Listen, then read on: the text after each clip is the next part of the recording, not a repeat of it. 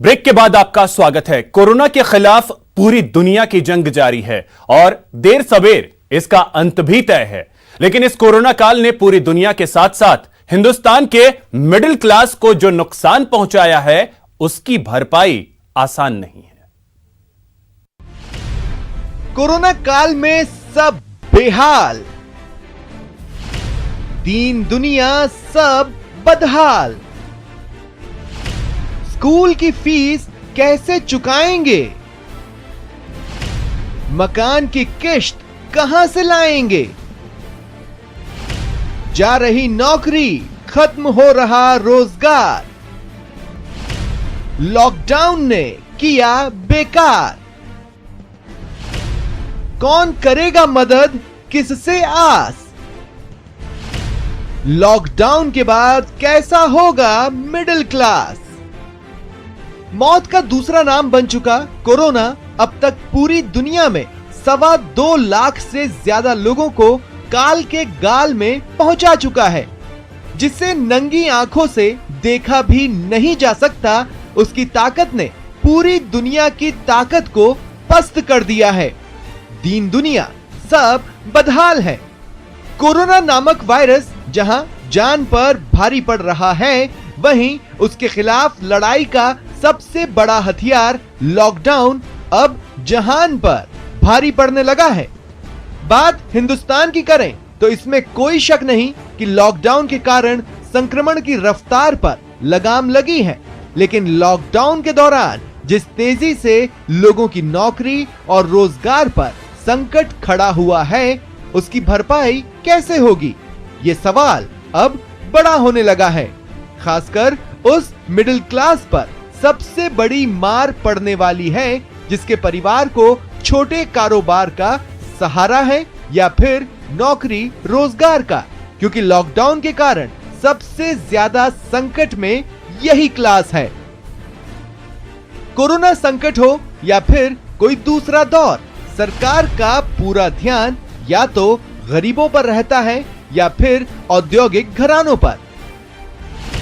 इस बार भी सरकार ने गरीबों के लिए खाते में पैसे डालने और मुफ्त अनाज देने जैसी कई राहत भरी घोषणा की। उद्योग के लिए भी कई पैकेजेस की घोषणा की गई। लेकिन जिस मिडिल क्लास के कारण बाजार दम भरता है, उसका दम निकलता जा रहा है। बच्चों की स्कूल फीस भरने की चिंता उसे खाए जा रही है। मकान, गाड़ी की किश्त कहां से आएगी? दिन रात वो यही सोच रहा है। मतलब साफ है कि लॉकडाउन के बाद सबसे ज्यादा जो मुश्किल में रहने वाले हैं, वो मिडिल क्लास ही हैं। अर्थव्यवस्था के सामने आ रही इन्हीं चुनौतियों को लेकर कांग्रेस नेता राहुल गांधी ने आरबीआई के पूर्व गवर्नर रघुराम राजन से चर्चा की। इस दौरान राहुल गांधी ने रघुराम राजन से देश की इकोनॉमी की चुनौतियों और उपाय के बारे में जानकारी ली।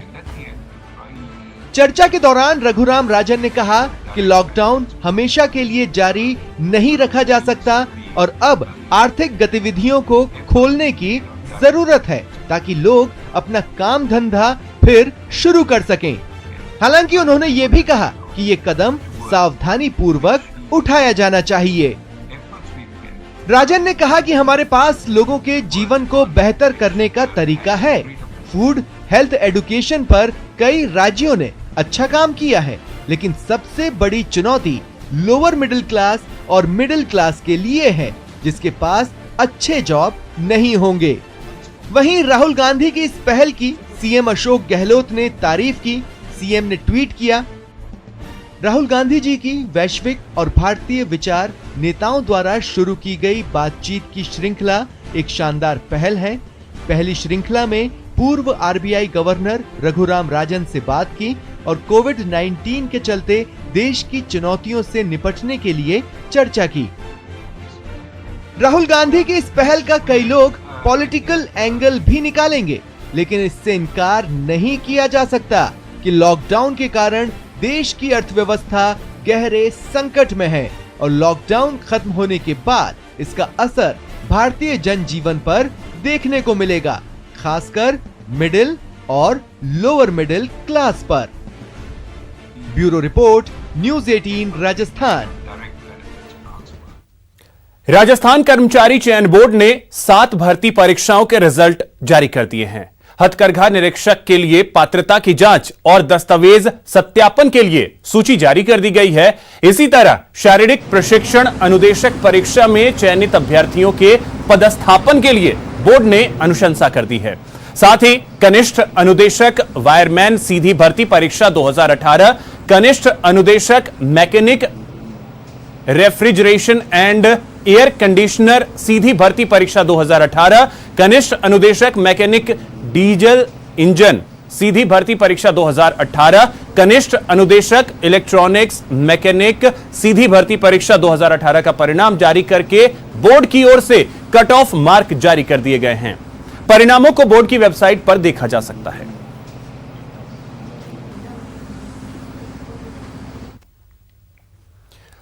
उच्च शिक्षा मंत्री भंवर सिंह भाटी ने आज कोलायत विधानसभा क्षेत्र के लिए राशन किट रवाना किया।